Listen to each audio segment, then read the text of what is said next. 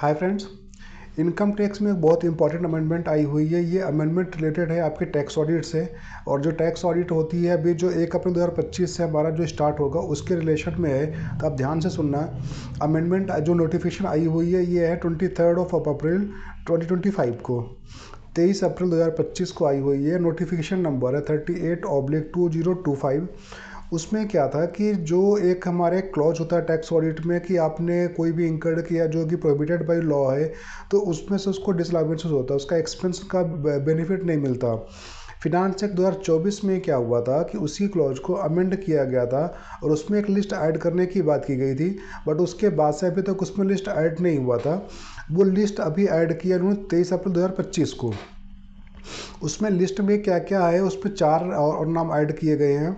और अभी जो हमारा अमेंडमेंट हुआ था उसमें एक लाइन भी ऐड की गई थी जो कि expenditure incurred to settle proceeding initiated in relation to the contravention और डिफॉल्ट अंडर एनी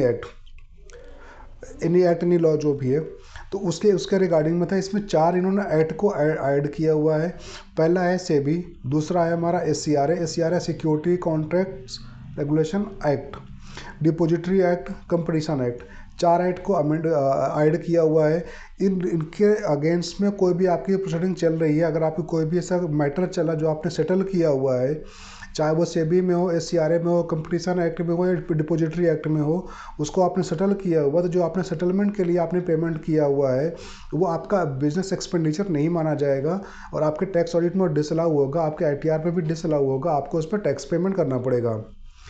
ये नोटिफिकेशन के रिगार्डिंग्स में एक FAQ भी आया हुआ है। FAQ आपको मिलेगा incometaxindia.go.in। इसको होम वेबसाइट पे जाएंगे तो वहाँ पे आपको राइट हैंड साइड में एक न्यूज़ का बॉक्स दिखेगा। आप जब उस बॉक्स पे जाएंगे तो वहाँ पे आपको दिखेगा FAQ नोटिफिकेशन 38 डेटेड 23 अप्रैल 2025 को। उस FAQ में क्या लिखा हुआ है, उन्होंने पहले चीज़ तो है सेक्शन 35 को डिफाइन किया। सेक्शन 35 किस बात में डील करता है? Section 37 deals with allowability of the expenditure laid out और एक्सपेंडेड होली और exclusive for the purpose of the business और प्रोफेशन। इसमें एक क्लॉज 37 में एक्सप्लेनेशन एक होता है, एक्सप्लेनेशन नंबर 1। वो डील करता है कि हमारे कौन कौन से एक्सपेंस डिसअलाउ, कौन कौन से एक्सपेंस अलाउ नहीं होंगे। उसमें एक्सपेंस का होता है कि एक्सपेंस अलाउ नहीं किए जाएंगे। उसमें जो लिखा हुआ है, any expenditure incurred by assessee for the purpose which is offence और is prohibited by law shall not be deemed to have been incurred for the purpose of the business or profession and consequently no deductions or allowances can be claimed on the such expenditure। इसी में एक होता है explanation 3। Explanation 3 deal करता है term expenditure incurred by SSC for any purpose which is an offense or which is prohibited by law। तो expression 3 contain करता है कि उसमें क्या क्या टर्म्स रहेंगे।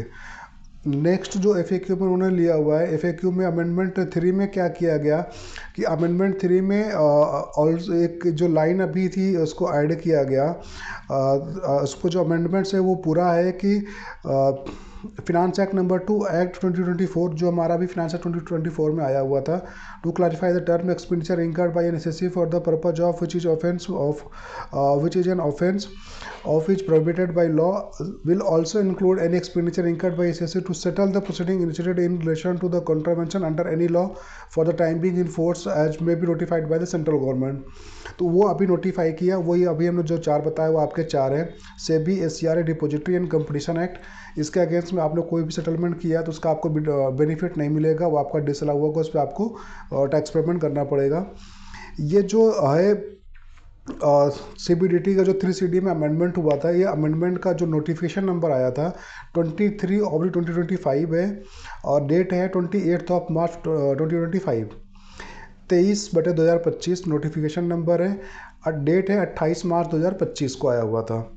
इफेक्टिव की अगर हम बात करते हैं कब से इफेक्टिव है, तो ये इफेक्टिव है आपका 1 अप्रैल 2025 से असेसमेंट ईयर के लिए। तो जो अभी हमारा असेसमेंट ईयर 25-26 को जो हमारी टैक्स ऑडिट होनी है उसके लिए एप्लीकेबल है। तो जब भी आप ऑडिट कर रहे हैं तो अगर आपने कोई भी ऐसा एक्सपेंस देखा हुआ जो कि आपके P&L में डेबिट किया गया है सेटलमेंट के रिगार्डिंग में, सेटलमेंट 4 एक्ट के रिगार्डिंग्स में है, तो आप उस एक्सपेंस को डिसअलाउ करना, उसको अलाउ मत करना। करस्पॉन्डली आप अपने ITR में भी उसको डिसअलाउ करना और उस पर आपको टैक्स पेबल करना पड़ेगा। टैक्स पेमेंट करके तभी आप ITR फाइल करना। Thank you.